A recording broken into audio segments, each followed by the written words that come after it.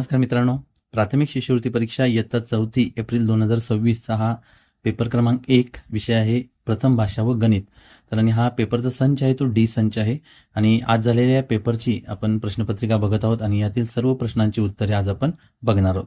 चला तर या व्हिडिओला सुरुवात करूया.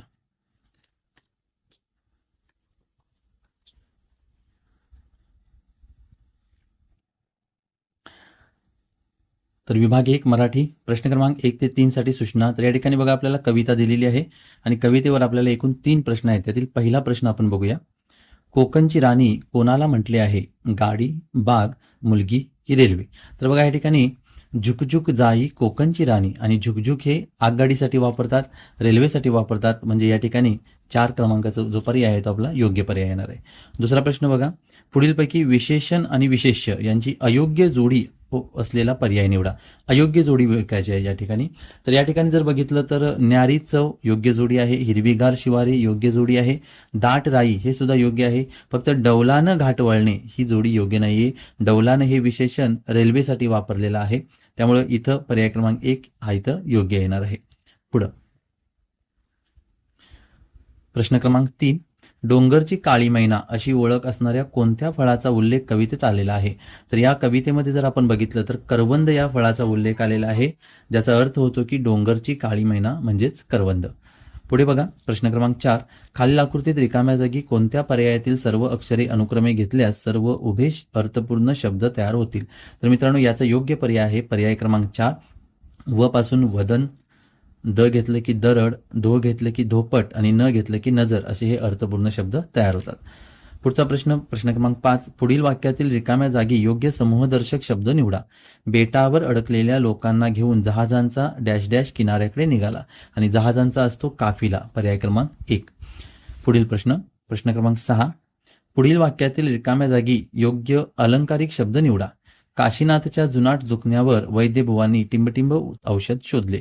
तर या ठिकाणी उत्तर येणार आहे मित्रांनो रामबाण औषध शोधले हा इथं योग्य पर्याय येणार आहे. पुढे दिलेल्या वाक्यातील काळ ओळखून त्याच काळातील वाक्य निवडा. म्हणजे आपल्याला या वाक्याचा काळ ओळखायचा आहे आणि त्याच काळाचं वाक्य सुद्धा निवडायचं आहे.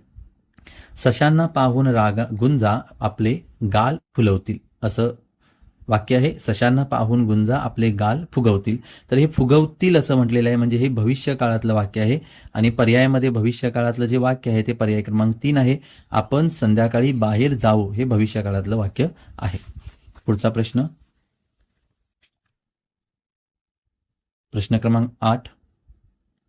खालील वाक्यात एकूण किती विरामचिन्हे आली आहेत? बघा या ठिकाणी विरामचिन्ह शोधूया. तर पहिलं म्हणजे हे एक विरामचिन्ह 1, 2, 3, 4, 5, 6 आणि प्रश्नचिन्ह 7 विरामचिन्ह आणि इथं हे अवतरण चिन्ह आहे, दुहेरी अवतरण चिन्ह ही जोडी आहे. म्हणजे 7 आणि 1 8 विरामचिन्ह आलेले आहेत. पर्याय क्रमांक 4. पुढे बघा. खालील वाक्यातील उद्देश्य भाग ओळखा. उद्देश्य भाग आपल्याला ओळखायचा आहे. स्वच्छ केलेल्या फरशीचे मोठे चौकोन जणू त्यांचीच वाट पाहत थांबले होते. आता मित्रांनो उद्देश ओळखताना आपण क्रियापद बघायचं. आधी क्रियापद आहे थांबले होते आणि थांबणारा कोण आहे? तर थांबणारा कोण? स्वच्छ केलेल्या फरशीचे मोठे चौकोन हे थांबलेत. कुणाची वाट बघत? त्याची वाट बघत. तर थांबणारे कोण आहेत? तर स्वच्छ केलेल्या फरशीचे मोठे चौकोन. त्यामुळं या वाक्यातला उद्देश हा येणार आहे, स्वच्छ केलेल्या फरशीचे मोठे चौकोन. पुढे खालील वाक्यातील अधोरेखित शब्दाचा योग्य अर्थ ओळखा. माळा आवरताना आईला खूप साऱ्या माळा सापडल्या. बघा माळा 2 वेळा आहे. इथं माळा आणि इथं माळा आणि इथं आपल्याला याचा अर्थ ओळखायचा आहे. माळा आवरताना म्हणजे माळा हा एक घराचा भाग आहे, ज्याला घराचा वरचा भाग असतो त्याला माळा म्हणतो. पूर्वीच्या जुन्या घरांमध्ये असतो तो माळा, आता स्लॅबच्या घरांमध्ये आपल्याला तो बघायला भेटत नाही. तर माळा म्हणजे हा घराचा भाग येणार आहे आणि या माळा याचा अर्थ ज्या माळा असतात फुलांच्या वगैरे माळा ते या अर्थाने शब्द आहेत. त्यामुळं इथं माळा म्हणजे घराचा भाग. पुढीलपैकी प्रत्यय घटित नसलेला शब्द ओळखा. प्रत्यय म्हणजे शब्दाच्या शेवटी लागलेला जो एखादा शब्द लागतो त्याला प्रत्यय म्हणतात. इथं बघा चित्र कार हा प्रत्यय लागला, नकलाला कार प्रत्यय लागला, कला या शब्दाला कार प्रत्यय लागला. हे 3 शब्द हे प्रत्यय घटित आहेत आणि आपल्याला प्रत्यय घटित नसलेला शब्द येणार आहे परोपकार. परोपकार हा एकच शब्द आहे, त्याला कार हा प्रत्यय लागलेला नाहीये. पुढे 12वा प्रश्न बघा. खालील शब्द शब्दकोशातील क्रमानुसार लावल्यास उजवीकडून तिसरा शब्द कोणता येईल. बघा या ठिकाणी जर आपण आता इथे शब्द वर्णानुक्रमे लावले तर आकाश 1 नंबरला येईल, त्याच्यानंतर येईल इकडे 2 नंबरला येईल, उ 3 नंबरला येईल, रू 4 नंबरला येईल, त्याच्यानंतर ए 5 नंबरला येईल आणि ओ 6 नंबरला येईल. बरोबर. आणि आपल्याला उजवीकडून तिसरा शब्द विचारलेला आहे, म्हणजे उजवा बाजू म्हणजे शेवटून तिसरा, म्हणजे 6, 5, 4 नंबरचा शब्द ऋण हा शब्द येणार आहे शेवटून तिसरा, इकडून तिसरा नंबरचा शेवटून, त्यामुळे ऋण हा शब्द योग्य येणार आहे. पुढीलपैकी व्यक्ती आणि किताब यांची चुकीची जोडी कोणती? बघा, सेनानायक बापट, महात्मा फुले, स्वातंत्र्यवीर सावरकर, आचार्य अत्रे, याच्यामध्ये सेनानायक बापट ही चुकीची जोडी आहे. बाकीचे 3 जोड्या ज्या आहेत त्या योग्य जोड्या आहेत. प्रश्न क्रमांक 14, खालील वाक्यातील क्रियापद ओळखा. पकडापकडी खेळता खेळता सगळ्या बिया जातील वाया. तर या वाक्यामध्ये मुख्य क्रियापद आहे जातील, हे मुख्य क्रियापद आहे जाणे, त्यामुळे या ठिकाणी क्रियापद येणार आहे जातील. पुढीलपैकी जोडशब्द नसलेला पर्याय. साज सरंजाम, सांजवात, साज शृंगार, सांज सकाळ. तर या ठिकाणी मित्रांनो पर्याय क्रमांक 2 सांजवात येणार आहे, कारण सांजवात हा जोडशब्द नसलेला शब्द आहे. पुढीलपैकी विरुद्ध अर्थाच्या शब्दाची जोडी, योग्य जोडीचा पर्याय निवडा. विरुद्ध अर्थाची योग्य जोडी निवडायची आहे. कारुण्य ममत्व, नियंत्रण संयम, विलंब घाई, भान लक्ष. याच्यामध्ये जर बघितलं तर पर्याय क्रमांक 3 विलंब होणे म्हणजे उशीर होणे आणि घाई करणे म्हणजे गडबड, लवकर लवकर जाणे, ही योग्य विरुद्ध अर्थाची जोडी आहे. बाकीच्या विरुद्ध अर्थाच्या जोड्या नाही आहेत. पुढचा प्रश्न, खालील वाक्यातील नामांची संख्या किती आहे? नाम ओळखायचं आपल्याला. शेतात होती सूर्यफुले, पिवळी धमक, टपोरी आणि टवटवीत. त्याच्यामध्ये मित्रांनो बघा, शेत हे एक नाम झालं आणि सूर्यफूल हे एक नाम झालं. बाकीचे हे 3 आहेत ते विशेषण आहेत, त्यामुळे 2च नाम आहेत. पर्याय क्रमांक 1, 2 शेत आणि सूर्यफुलं. एक वचन अनेक वचन यांची अयोग्य जोडी, चुकीची जोडी ओळखायची आहे. एक चूल अनेक चुली बरोबर आहे. एक भेट अनेक भेटी बरोबर आहे. एक वेल अनेक वेली बरोबर आहे. एक चूक अनेक चुकी चुकलेला आहे. एक चूक अनेक चुका, त्यामुळे इथं अयोग्य जोडी पर्याय क्रमांक 3. प्रश्न क्रमांक 19, ज, प, व, क, मान या अक्षरांपासून तयार होणाऱ्या अर्थपूर्ण शब्दातील कोणत्या क्रमांकाची अक्षरे घेतल्यास भार या अर्थाचा शब्द तयार होईल? पहिला इथे शब्द बनतो मित्रांनो वजनमापक, हा शब्द इथे तयार होतो वजनमापक. आणि त्याच्यामध्ये आपल्याला असं विचारलेलं आहे की भार या अर्थाचा शब्द, भारचा अर्थ होतो वजन, आणि वजन हा शब्द इथं क्रमांकाचे अक्षर आहेत 1, 2 आणि 3, पहिल्या, दुसऱ्या आणि त्याच्या पर्याय क्रमांक 2 बरोबर आहे. पुढे बघा, अल्पबुद्धी असलेली व्यक्ती अतिबढाया मारते या अर्थाची म्हण. उधारीचे पोते सव्वा हात रीते, वासरात लंगडी गाय शहाणी, उथळ पाण्याला खळखळाट फार, ओ म्हणता ठो येईना. तर इथे येणार आहे उथळ पाण्याला खळखळाट फार, म्हणजे काय, अल्पबुद्धी असलेली व्यक्ती अतिबढाया मारते. पुढे प्रश्न क्रमांक 21, खालील वाक्यातील अधोरेखित शब्दांसाठी योग्य शब्द निवडा. कधी गावातून कधी शेतातून जाणाऱ्या लहान वाटेवरून माझी सर्व जनावरे बिनचुकता गोठ्याकडे परत येतात. तर गावातून शेतातून जाणारी लहान वाट, तर त्याला आपण पायवाटी म्हणू शकतो आणि पानंद ही म्हणू शकतो, पण इथे योग्य पर्याय पानंद असा येणार आहे. पानंदेच्या वाटेवरून गुरं हे करत असतात. तरी सुद्धा जर तुम्हाला जर योग्य तर पायवाट असेल तर त्याचं योग्य कारण तुम्ही कमेंटमध्ये लिहा. पुढे आहे, खालील वाक्याचा अर्थपूर्ण करणाऱ्या योग्य वाक्प्रचाराचा पर्याय निवडा.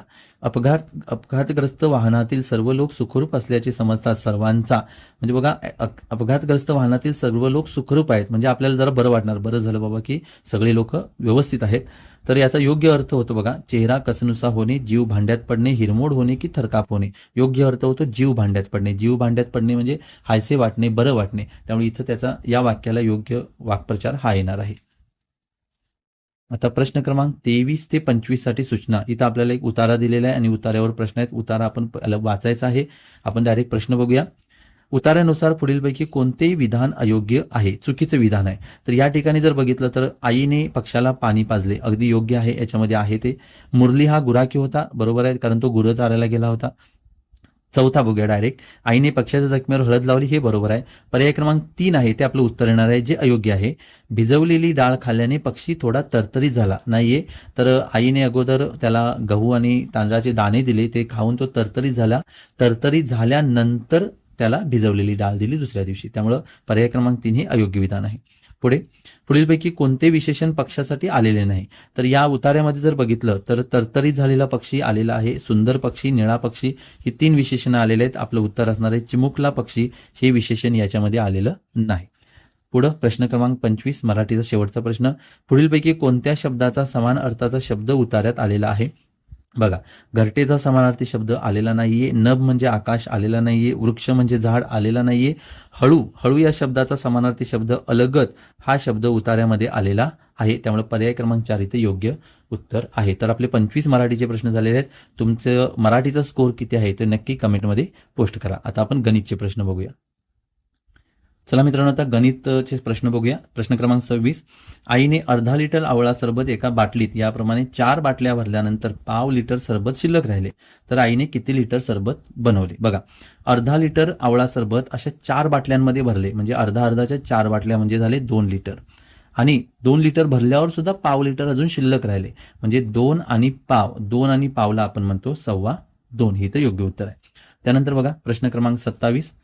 खालील आकृतीबंधात पुढे येणारी चित्रे कोणती? तर इथं जर योग्य निरीक्षण केलं तर पर्याय क्रमांक 1 ही चित्र इथं पुढील आकृतीमध्ये येणार आहेत. त्यामुळे पर्याय क्रमांक 1 बरोबर आहे. पुढे बघा प्रश्न क्रमांक 28. 1 ते 100 संख्यांमधील सर्वात मोठी मूळ संख्या ही सर्वात लहान मूळ संख्येपेक्षा कितीने मोठी आहे?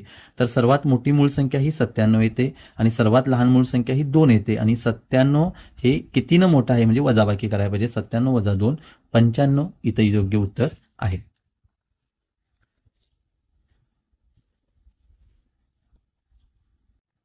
प्रश्न क्रमांक 29. मनोजने बागेतून 5 किलो द्राक्षे काढली. त्याने अर्धा किलो द्राक्षांच्या 3 पेट्या, पाव किलो द्राक्षांच्या 2 पेट्या आणि उरलेल्या द्राक्षांच्या 1-1 किलोच्या पेट्या भरल्या. तर त्याने 1 किलो द्राक्षाच्या किती पेट्या भरल्या? बघा, एकूण द्राक्ष होती 5 किलो, बरोबर. त्याने अर्धा किलोच्या 3 पेट्या, आता अर्धा असे 3 म्हणजे ते झालं 1.5 किलो, बरोबर. अर्धा अशा 3 पेट्या म्हणजे 1.5 किलो झालं. पाव किलोच्या 2 पेट्या भरल्या, म्हणजे पाव आणि पाव झालं अर्धा. मग 1.5 आधी भरलं आणि अर्धा नंतर 1.5 आणि अर्धा म्हणजे 2. 1.5 मध्ये अर्धा मिळवलं की 2 होतं, म्हणजे 2 किलोच्या त्यानं भरलेल्या आहेत. आता 5 मधले 2 संपले, राहिले 3 किलो. 5 मधले 2 किलो संपले, राहिले 3 किलो. आणि हे 3 किलो त्यानं 1-1 किलोमध्ये भरले. मग 1-1 किलोनुसार 3 किलोच्या किती पेट्या होणार? तर त्या होणार आहेत 3 पेट्या. पर्याय क्रमांक 2. पुढे बघा, स्वराने गणित प्रावीण्य परीक्षेत 2 पुस्तके प्रत्येकी 175 रुपयानं विकत घेतली. दुकानदाराला तिने 500 रुपयाची नोट दिली आणि दुकानदाराने तिला 50 रुपयांच्या नोटा परत दिल्या. तर दुकानदाराने 50 रुपयाच्या किती नोटा दिल्या? बघा, 2 पुस्तके घेतली आणि एका पुस्तकाची किंमत 175. त्यामुळं या दोघांचा गुणाकार करायचा आहे, म्हणजे एकूण किती रुपये होणार आहेत आपले? 350 रुपये होणार आहेत. आणि 350 रुपये दुकानदार घेणार आणि 500 रुपये दुकानदार दिलेले आहेत. 500 मधले तो 150 रुपये तिला परत देणार, कारण 500 वजा 350 150 शिल्लक राहिलं. आणि 150 परत देताना त्यानं काय केले? 50 रुपयाच्याच नोटा दिल्या आहेत. मग 50 रुपयाच्या किती नोटा घेतल्या की 150 होतात? म्हणजे 150ला आपण 50ने भागायचे, किंवा आपण ही तोंडी पण करू शकतो की 50 रुपयाच्या 3 नोटा घेतल्या की 150 होतात. म्हणजे दुकानदारने स्वराला 50 रुपयांच्या 3 नोटा परत केल्या आहेत. पुढं, दंडगोलाच्या कडांची संख्या कोपऱ्यांच्या संख्येपेक्षा कितीने कमी म्हणजे कमी किंवा जास्त असते? आता दंडगोल हा आपला असा असतो, बरोबर, असा असतो. तर दंडगोलामध्ये कडा फक्त 2 असतात. इथं अशा ह्या 2 गोलाकार कडा असतात, वर्तुळाकार कडा असतात 2. आणि कोपरा मात्र 1 ही नसतो, कोपरा असतो 0. तर कडांची संख्या ही 2 - 0 म्हणजे 2ने जास्त आहे. पर्याय क्रमांक 3. 2 - 0 2ने जास्त. आता इथे एक आकृतीबंध दिलेला आहे, तर सोपा आकृतीबंध आहे. इथे 1 त्रिकोण, मग 2 त्रिकोण, इथं 3 त्रिकोण, साहजिकच आहे 4 त्रिकोण होणार. फक्त हा डॉट वरती होता, खाली आला, इथं वरती गेला, आता खाली येईल. मग खाली डॉट असलेला पर्याय क्रमांक 3 ही आकृती आहे. पर्याय क्रमांक 3 इथं योग्य उत्तर येणार आहे. आता प्रश्न क्रमांक 33 बघा, स्वातंत्र्य दिनाला शुक्रवार असल्यास त्या महिन्यात कोणते वार 5 वेळा येतात? स्वातंत्र्य दिन म्हणजे 15 ऑगस्ट आणि ऑगस्ट महिना हा 31 दिवसांचा असतो आणि 31 दिवसांच्या महिन्यामध्ये 1 तारीख, 2 तारीख आणि 3 तारखेचे वार किती वेळा येतात? 5 वेळा येतात, बरोबर आहे. त्यामुळं आपण आता 1 तारीख, 2 तारीख, 3 तारखेचे वार काढायचे आहेत. आता बघा, स्वातंत्र्य दिन म्हणजे 15 ऑगस्ट. 15 ऑगस्टला दिलाय शुक्रवार. आपण 7 दिवस मागे येऊया. 15 ऑगस्टला शुक्रवार असेल तर 15 - 7 8 तारीख. 8 ऑगस्टला सुद्धा शुक्रवार येणार. 8 - 7 1 ऑगस्टला सुद्धा शुक्रवार येणार. 1 तारखेला आला शुक्रवार, 2 तारखेला आला शनिवार आणि 3 तारखेला आला रविवार. म्हणजे 1, 2, 3 तारखेचे वार आहेत शुक्रवार, शनिवार, रविवार. हे 3 वार काय येणार आहेत? एकूण 5-5 वेळा येणार आहेत, शुक्रवार, शनिवार, रविवार.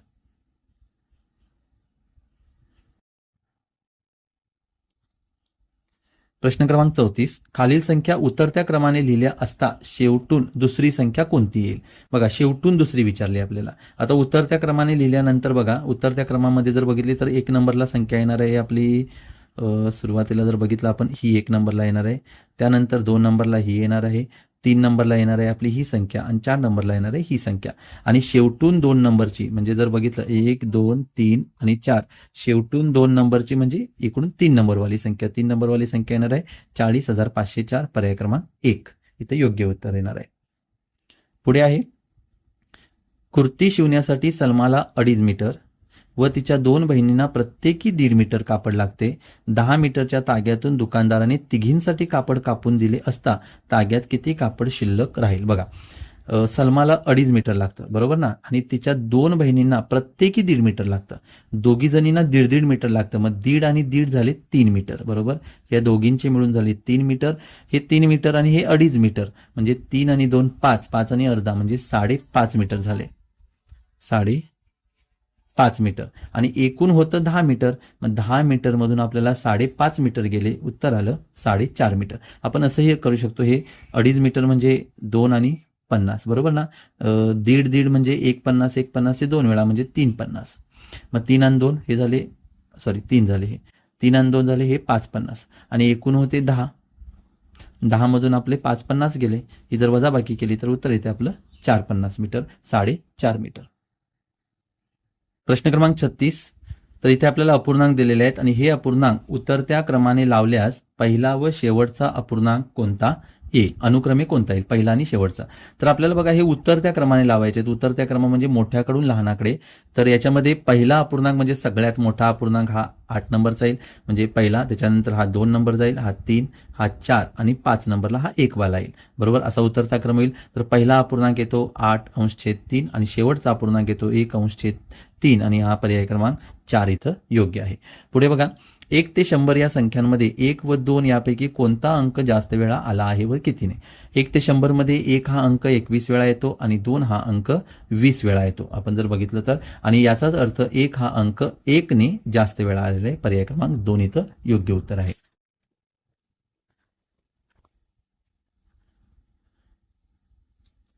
प्रश्न क्रमांक 38, खालील उदाहरणामध्ये फुली आणि चौकोनच्या जागी अनुक्रमे कोणते अंक येतील हे निवडा. तर या ठिकाणी जर आपण हे सर्व पर्याय घालून बघितले तर इथं चौकोनाला येतो 7, इथं येतो 8, 7तून 8 जात नाही म्हणजे इथं होणार 17, 17तून 8 गेले 9 राहिले, इथं 0 आहे म्हणजे इथं 10 होणार, पण हा हातचा देणार म्हणून इथं राहिले 9, 9तून 2 गेले, इथं राहिले 7, बरोबर ना. म्हणजे चौकोनला 7 आलं, फुलीला आपलं 8 आलेलं आहे, म्हणजे आपलं हे उत्तर बरोबर आहे. चौकोनसाठी 7 म्हणजे या बॉक्ससाठी येणार 7 आणि फुलीसाठी येणार आहे 8. पण त्यांनी विचारताना आपल्याला असं विचारलेलं आहे की फुली आणि चौकोन अनुक्रमे म्हटलेलं आहे, म्हणजे फुलीसाठी येणार 8 आणि चौकोनला येणार 7, म्हणजे 8, 7 हा आपल्या पर्याय योग्य आहे. आपण गडबडीमध्ये 7, 8 असं लिहू शकतो, त्यामुळे इथं आणि पहिला एकच दिलाय 7, 8, त्यामुळे इथं योग्य येणार आहे 8 आणि 7. पुढे बघा, खालील आकृतीचे शिरोबिंदू मोजून लिहा. आता शिरोबिंदू म्हणजे आपल्याला इथं कोपऱ्यातले जे बिंदू असतात ते. तर बघा, 1, 2, 3 इथं हा एकच आहे, 4, 5, 6, 7, 8, 9 आणि 10 इथं 10 शिरोबिंदू आहेत. प्रश्न क्रमांक 40 बघा, पटांगणात संगीत कवायतीसाठी विद्यार्थी उभे केले आहेत.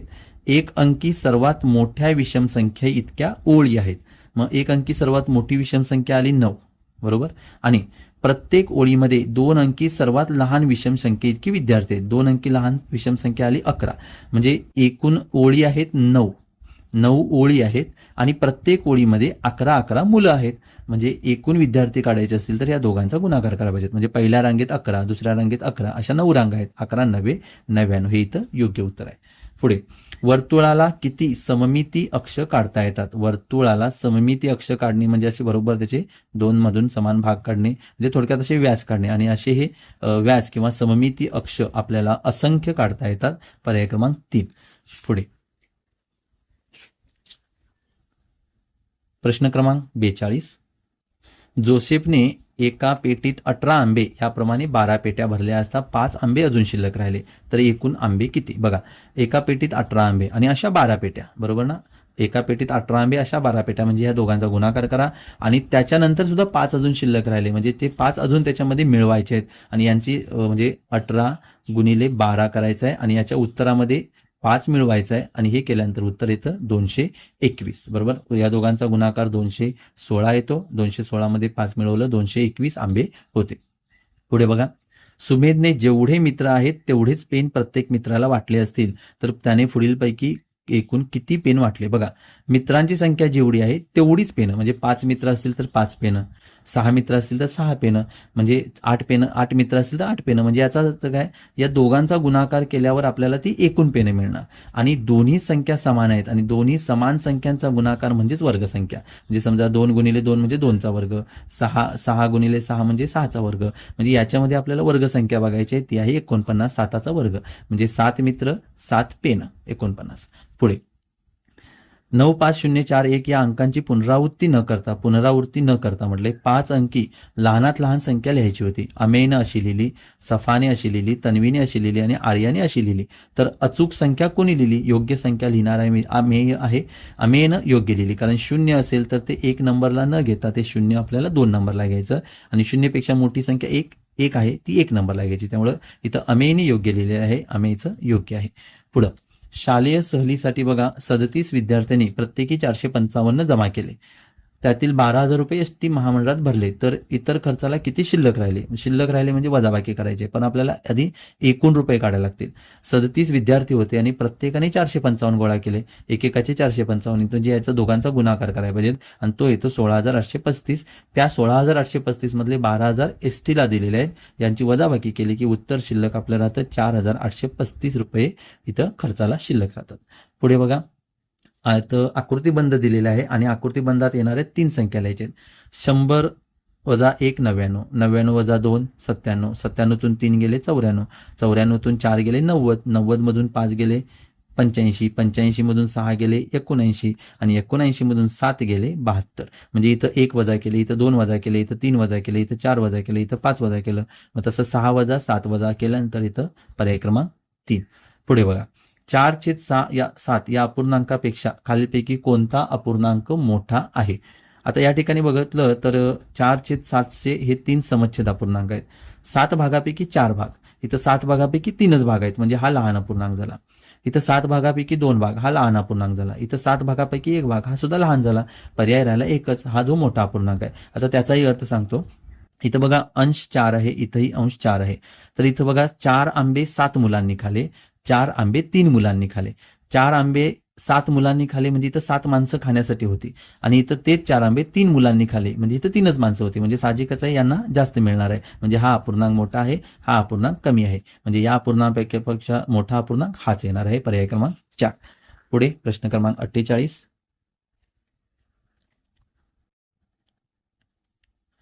एका विज्ञान केंद्राला जुलै महिन्यात 14,456 व ऑगस्ट महिन्यात 19,756 विद्यार्थ्यांनी भेट दिली, तर दोन्ही महिन्यात मिळून एकूण किती विद्यार्थ्यांनी भेट दिली? इथं आपल्याला बेरीज करायची आहे. दोघांची बेरीज येते 34,112, पर्याय क्रमांक 3 बरोबर आहे.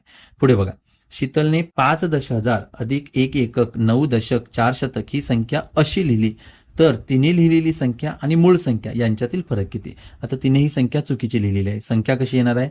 5 दशहजार, इथं हजार काही दिलेलं नाही म्हणून 0 येणार आहे. इथं शतक आहे 4 शतक, 9 दशक आहे आणि 1 एकक ही अशी लिहायला पाहिजे होती, परंतु तिनं कशी लिहिली? 5 4 9 1 अशी लिहिली आणि याच्यातला आपल्याला फरक म्हणजे वजाबाकी काढायचे आणि वजाबाकी केली की उत्तर येतं 45,000. त्यामुळे पर्याय क्रमांक 2 हे योग्य उत्तर आहे. पुढं हे उदाहरण बघा, चौकोनच्या जागी आपल्याला संख्या शोधायची आहे. खूपच सोपी संख्या आहे या ठिकाणी. जर आता इथं बघितलं तर इथं 8 आहे आणि इथं पहिला भाग तर ओके झालेला आहे. दुसऱ्या भागामध्ये इथं 56 घेतलेला आहे. म्हणजे 8चा पाडा आपल्याला 56 पर्यंत म्हणायचा आहे. 8 7 56 बरोबर. इथं 7 आलं, मग इथं 7 घालून बघा आणि इथंही 7 घालून बघा. 7तून 6 गेले 1 शिल्लक राहतं, बरोबर ना. हेच 7 इथं घेतलेलं आहे. 7तून 6 गेले 1 शिल्लक राहिलं. 8 7 56, त्यामुळे इथं 7 हा पर्याय योग्य आहे. पुढे, एका कंपनीने एका दिवसात 3 चाकी 14, 4 चाकी काही वाहने बनवली. सर्व वाहनांच्या चाकांची संख्या 146 असल्यास 4 चाकी वाहनांची संख्या किती? बघा, 3 चाकं असलेली 14 वाहनं बनवली, म्हणजे 14 गाड्या बनवल्या, तर त्या 3 चाकी गाड्यांची संख्या किंवा चाकांची संख्या झाली 14 त्रिक 42. म्हणजे 3 चाकी ज्या 14 गाड्या बनवल्या त्या गाड्यांच्या चाकांची संख्या 42 झाली. परंतु जर एकूण चाकं बघितली तर 146 होती. मग 146 मधून हे 42 वजा करूया, शिल्लक राहिलं 104. आता 104 जी चाकं आहेत ती कुणाची आहेत, तर ती 4 चाकी गाड्यांची आहेत. 4 चाकी गाड्यांची 104 आहेत, म्हणून 104ला काय करूया आपण 4ने भागूया. 4 दोन्ही 8, इथं 2 राहिले, हे घेतले इथं 24, 4 6 24, 26 उत्तर आलं. म्हणजे 4 चाकी गाड्या होत्या 26. पुढे बघा, श्रीकांतने 16 पोती झेंडूची फुले विकून एकूण 33,700 रुपये मिळवले. जर त्याने 1 किलो 60 रुपयानुसार विकली तर एकूण किती फुले विकली? बघा, एका किलोला 60 रुपये, एका किलोला 60 रुपये असे त्याने बघितले, एकूण 33,700 रुपये मिळवले. म्हणजे 33,700चे मला 60-60 नुसार भाग करायचे आहेत. 1 किलो 60 रुपये, 2 किलो घेतले की 120 रुपये, म्हणजे इथं भागाकार करायचा आहे. 33,600 भागिले 60 आणि याचा जर भागाकार केला तर योग्य उत्तर येते 560 रुपये. चला प्रश्न क्रमांक पुढचा 53 बघूया. इथं आपल्याला प्रश्न क्रमांक 53 ते 55 सूचना दिलेल्या आहे. इथं आपल्याला एक तक्ता दिलेला आहे माहितीचा आणि त्याच्यावरून या चित्ररूप माहितीवरून आपल्याला प्रश्न शोधायचा आहे. फक्त हा प्रमाण असतो तो महत्वाचा लक्षात ठेवा. कांदे पोहे व मसाला डोसा खाणाऱ्या विद्यार्थिनींची एकूण संख्या किती? कांदे पोहे खाणारी किती चित्र आहेत? 1 2 3 4 आणि मसाला डोसा खाणारी 1 2 3 4 5. हे 5 आणि हे 4 9 झाले. 9 चित्र आहेत, परंतु प्रमाण आहे एक चित्र म्हणजे 7, म्हणजे 9 गुणिले 7, 9 7 63. किंवा आधी ही संख्या जरी काढून घेतली तरी चालते, 7ने गुणून इथं संख्या काढून ठेवायची. कांदे पोहे व उपमा खाणाऱ्या विद्यार्थिनींची संख्या इडली चटणी मसाला डोसा खाणाऱ्या विद्यार्थिनींच्या संख्येपेक्षा कितीने कमी अथवा जास्त आहे? बघा, कांदे पोहे 1 2 3 4 आणि उपमा 1 2, म्हणजे एकूण 6 झाले. 6 गुणिले 7 42, म्हणजे हे 42 झाले. आणि इडली चटणी आणि मसाला डोसा किती? बघा, 1 2 3 4 5 6 7 8 9 10 11 12. ह्या 12 चित्र आहेत, म्हणजे 12 7 झाले, हे 84. आणि ही संख्या 42 ही 84 पेक्षा लहान आहे. कितीनं लहान आहे? 84 वजा 42, त्यात जर वजाबाकी केली 84 वजा 42 तर उत्तर येतं 42, म्हणजे 42ने कमी आहे. पर्याय क्रमांक 1 उत्तर येणार आहे. पुढे, उपाहारगृहात विद्यार्थिनींनी कोणता पदार्थ सर्वात कमी खाला? सोपा आहे, सर्वात कमी खालेलं चित्र इथे 2च आहेत, उपमा. खूप सोपा प्रश्न. पुढे आपल्याला ओळखायचे आहेत समछेद अपूर्णांक ओळखायचे ज्याचा छेद समान आहे. पर्यायामध्ये छेद समान असलेले कोण आहेत? समछेद. पर्याय क्रमांक 4. हा देखील एक सोपा प्रश्न आहे. छेद समान असलेले इथं 2, पर्याय क्रमांक 4 आहे. पुढचा प्रश्न बघूया. प्रश्न क्रमांक 57. आयताचे व चौरसाचे क्षेत्रफळ समान असून ते 64 चौसेमी असे आहे. आयताची लांबी 16 असेल तर रुंदी किती? बघा, आयताच्या क्षेत्रफळाचं सूत्र असतं लांबी गुणिले रुंदी बरोबर ते क्षेत्रफळ येतं आणि ते क्षेत्रफळ दिलेलं आहे आपल्याला 64. इथं चौरसाचा काहीही संबंध नाही, ते फक्त तुम्हाला कन्फ्यूज करायला दिले. तर लांबी दिलेली आहे 16, 16ला कितीनं गुणलं की 64 येतं, म्हणजे 64ला 16ने भागायचं, 16 चोक 64. इथं उत्तर येणार आहे 4 सेंटीमीटर. खूप सोपा प्रश्न. आता इथं आपल्याला आकृतीची परिमिती काढायची आहे. परिमिती म्हणजे बाहेरील बाजूंच्या लांबींची बेरीज. त्यामुळे ही बाजू, ही बाजू, ही बाजू, ही बाजू आणि ही बाजू या 5च येणार आहेत. 4 आणि 3 7, 7 ने 4 11, 11 आणि 3 14, 14 आणि 3 17. इथं परिमिती येणार आहे 17. पुढचा प्रश्न. सूरजने 96ला 6ने भागण्याऐवजी 16ने भागले तर त्याचा भागाकार कितीने चुकला? बघा, 96ला 6नं भागायचं होतं, पण त्याच्याऐवजी 96ला त्यानं 16ने भागलं. 6ने जर भागलं असतं उत्तर आलं असतं 16. करून बघा तुम्ही. आणि 16नं भागलं तर उत्तर आलं 6. म्हणजेच 6ने भागण्याऐवजी त्यानं 16ने भागले तर उत्तर त्याचं 16 वजा 6 10नं चुकलं. हे इथं उत्तर येणार आहे, म्हणजे 10नं चुकलेलं आहे. म्हणजे 6नं भागलं असतं तर 16 उत्तर यायला पाहिजे होतं, परंतु त्यानं काय केलं 16नं भागलं त्यावेळी उत्तर आलं 6. मग 16 वजा 6 10चा फरक राहतो, म्हणजे 10नं भागाकार चुकला. पुढे बघा, आसाममध्ये 5,719 हत्ती आहेत आणि आसामपेक्षा 3,965 हत्ती जास्त मेघालयात आहेत, म्हणजे याच्यापेक्षा जास्त आहेत. तर मेघालयात किती हत्ती आहेत? आता मेघालयात हे जास्त हत्ती आहेत कोणापेक्षा? आसामपेक्षा. आणि किती जास्त आहेत? एवढे जास्त आहेत, म्हणजे या दोघांची बेरीज येणार. आसाममध्ये एवढे आहेत आणि याच्यापेक्षाही जास्त याच्यात आहेत, म्हणजे हे याच्या पुढे वाढले पाहिजेत, म्हणजे या दोघांची बेरीज केली पाहिजे. पर्याय क्रमांक 4 9,784. सुहासने फ्रीज खरेदी करण्यासाठी दुकानदाराला 64,389 रुपयांचा धनादेश दिला. धनादेशावरील ही रक्कम तो अक्षरात कशी लिहिल? 64,389. इथे येणार पर्याय क्रमांक 3 64,389 अक्षरात लिहायचं आहे. प्रश्न क्रमांक 62. शबनमने प्रवासासाठी विमान व रेल्वे अशा 2 पर्यायांचा विचार केला. विमानाचे तिकीट 13,756 रुपये होते तर रेल्वेचे तिकीट 2,398. विमानाचे तिकीट रेल्वेच्या तिकिटापेक्षा कितीने जास्त होते? कितीने जास्त? वजाबाकी करायची आहे. वजाबाकी केली की उत्तर येतं 11,358. सोपा प्रश्न आहे. पुढे बघा, प्रश्न क्रमांक 63. खालील आकृत्यामधील कोणत्या आकृतीतील रंगवलेला भाग छेदाधिक अपूर्णांक दर्शवतो? छेदाधिक अपूर्णांक म्हणजे ज्याचा छेद मोठा आहे तो अंशापेक्षा मोठा असायला हवा. इथे बघा, आता इथे एकूण भाग आहेत 5 आणि 5 भागापैकी एक भाग रंगवलेला आहे, हा झाला 1/5. इथं जर बघितलं तर हा एक पूर्ण रंगवलेला आहे, हा एक पूर्ण रंगवलेला आहे आणि यामधला 2 भागापैकी एक रंगवलेला आहे, म्हणजे हा झाला पूर्णांकयुक्त अपूर्णांक, एक पूर्ण आणि 1/2. इथं सुद्धा बघा एक पूर्ण रंगवलेला आहे, अख्खा एक रंगवलेला आहे आणि इथं 3 भागांमध्ये एक रंगवलेला आहे, हा झाला 1/1/3. इथं सुद्धा बघा एक पूर्ण रंगवलेला आहे आणि इथं 1 2 3 4 4 मधला एक रंगवलेला आहे. तर हे तिन्ही अपूर्णांक हे पूर्णांकयुक्त अपूर्णांक झाले. हा एकच आहे तो छेदाधिक अपूर्णांक आहे, बरोबर, कारण 1 पेक्षा 5 छेद मोठा आहे, त्यामुळे इथं म्हणजे हा उत्तर इथं बरोबर येणार आहे. पुढे प्रश्न क्रमांक 64. शाळेतील परसबागेला पाणी घालण्यासाठी शिवमला 15 मिनिटे, सीमाला पाव तास, सोनालीला 900 सेकंद आणि राहुलला अर्धा तास लागतो. तर पाणी घालण्यासाठी सर्वात जास्त वेळ कोणाला लागतो? बघा, शिवमला 15 मिनिटे लागतात. आता सीमाला पाव तास, आणि पाव तास म्हणजेच 15 मिनिटे, बरोबर, पाव तास म्हणजेच 15 मिनिटे. सोनालीला 900 सेकंद लागतात. आता 900 सेकंदाचा आपल्याला मिनिटं करावी लागतील आणि एका मिनिटाचे होतात 60 सेकंद. यांचा भागाकार, 0ला 0 गेलं आणि 6ने जर भागलं तर उत्तर येतं 15. 15 सेकंद 90, म्हणजे 900 सेकंद म्हणजेच 15 मिनिटं. इथं सुद्धा 15 मिनिटच येतात. आणि राहुलला अर्धा तास म्हणजे 30 मिनिटं. मग इथं जर बघितलं तर शिवम, सीमा आणि सोनालीला 15 मिनिटं लागतात आणि त्यांच्यापेक्षा जास्त 30 मिनिटं हा राहुल घेतो, त्यामुळे इथं राहुलला सगळ्यात जास्त वेळ लागतो. पुढे दिलेल्या वर्तुळात व्यास आणि त्रिज्या यांची संख्या अनुक्रमे. पहिले व्यास बघूया, हा एक व्यास आहे आणि हा एक व्यास आहे, हा बघा सरळ गेलेला आहे, म्हणजे 2 व्यास आले. आणि त्रिज्या बघा 1 2 3 4 5 6, एकूण 6 त्रिज्या आहेत, म्हणजे 2 व्यास आणि 6 त्रिज्या, पर्याय क्रमांक 4. पुढे प्रश्न क्रमांक 66.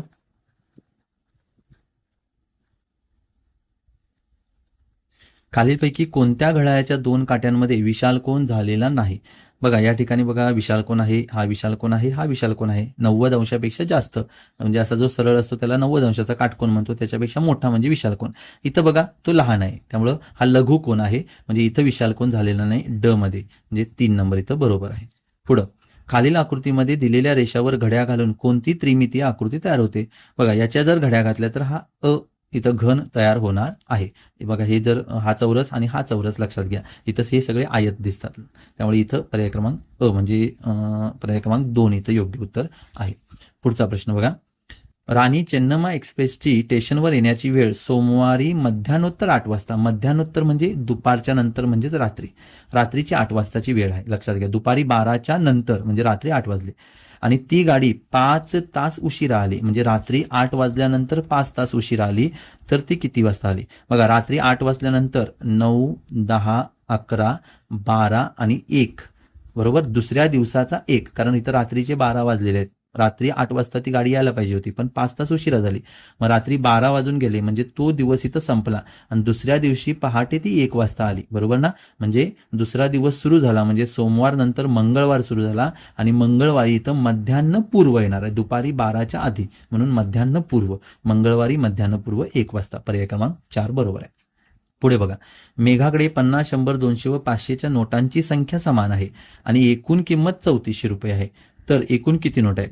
समान नोटा असतील आणि रक्कम दिली असेल तर नोटांच्या जे व्हॅल्यू असते, किंमत, त्यांची बेरीज करायची. 500 अधिक 200 700, 701 800 आणि 50 850 रुपये. ओके, किंमत झाली. आणि एकूण किंमत आहे 3400 रुपये. या दोघांची भागाकार करायचं. 3400 रुपये भागिले 850, 0ला 0 निघून गेलं, 17 5 85, 17 2 34, ही 0 इथे घेतली, 5 1 5, 5 चोक 20, उत्तर आलं 4.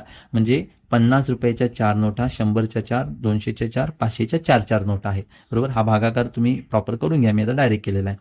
आणि आता प्रश्न काय विचारले की एकूण किती नोटा आहेत? आपल्याला उत्तर कधी कधी आपण 4 काढतो आणि म्हणतो चला 2 4 बरोबर आहे आपलं, नाही तर चुकू शकतो. प्रश्न नीट वाचला पाहिजे. एकूण नोटा 4 4 4 4, 4 चोक 16 नोटा आहेत. प्रश्न क्रमांक 70.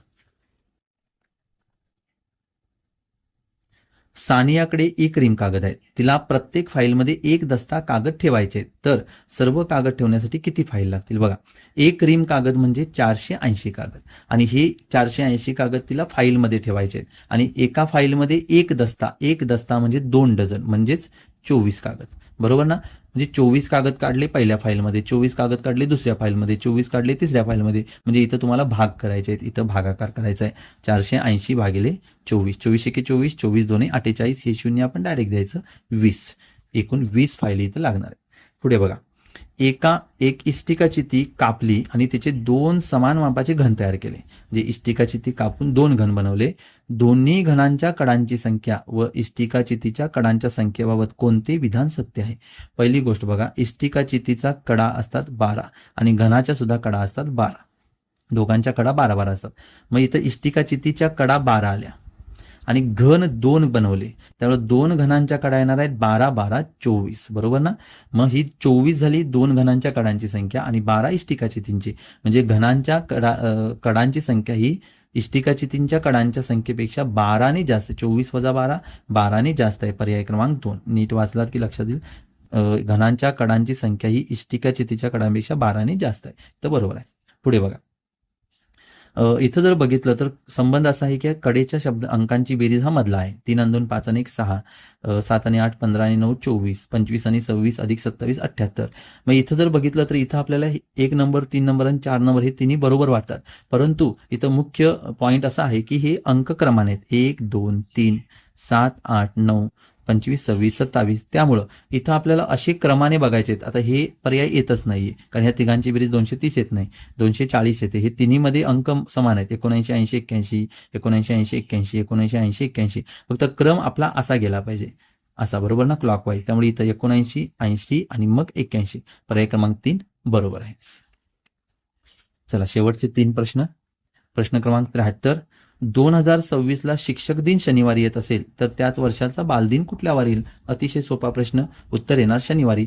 कारण लोटी, बादी, शिदी आणि स्वादी.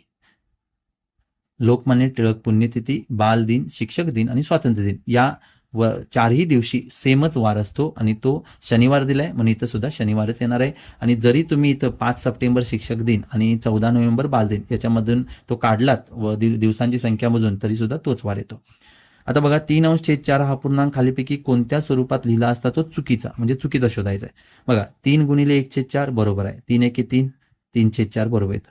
3 अधिक 1/4 हा पूर्णांकयुक्त अपूर्णांक दिलेला आहे. त्यामुळे इथं कसं येणार आहे? इथं चुकीचे उत्तर येते. इथं बघा, 1/4 1/4 1/4 ची 3 वेळा बेरीज म्हणजे 1 1 1 3 आणि 4चा छेद 3/4 आलं. 1/4 ची 3 पट, 3 पट म्हणजेच 3 ने गुणायचं. 3 एके 3/4. बरोबर? म्हणजे इथं 3/4 हा पूर्णांक हा 2 नंबरचा जो पर्याय आहे याच्यामध्ये चुकीचा लिहिलेला आहे. आणि आता शेवटचा प्रश्न 75. खाली दिलेल्या पर्यायापैकी कोणता पर्याय खालील आकृतीतील अपूर्णांक दर्शवत नाही? बघा, इथं 1 1 2 2 पूर्ण आणि हे अर्ध आहे. 2 आणि अर्धाला आपण म्हणतो अडीच. पर्याय क्रमांक 2 बरोबर आहे. परंतु इथं बघा, आपल्याला दर्शवत नाही म्हटलेलं आहे, म्हणजे अडीच बरोबर आहे. 2 पूर्ण आणि अर्धा बरोबर आहे. 2 आणि 1/2 हेही बरोबर आहे. इथं दर्शवत नाही 1.5, त्यामुळे इथं 1.5 हा उत्तर इथं बरोबर आहे. चला तर मित्रांनो, अशा पद्धतीने आपण 75 प्रश्न हे सोडवलेले आहेत. तुमचा स्कोर किती आहे? मराठीचा किती स्कोर आहे आणि त्याच्यानंतर गणितीमध्ये तुम्हाला किती मार्क्स पडलेत गणितमध्ये, हे तुम्ही नक्की कमेंटमध्ये लिहा. आणि पेपर कसा वाटला ते सुद्धा कमेंट लिहा. एखाद्या प्रश्नाचं उत्तर माझ्याकडून चुकलेलं असेल तर ते सुद्धा नक्की करेक्ट करा. आणि चॅनलला सबस्क्राईब करायला अजिबात विसरू नका. थँक्यू.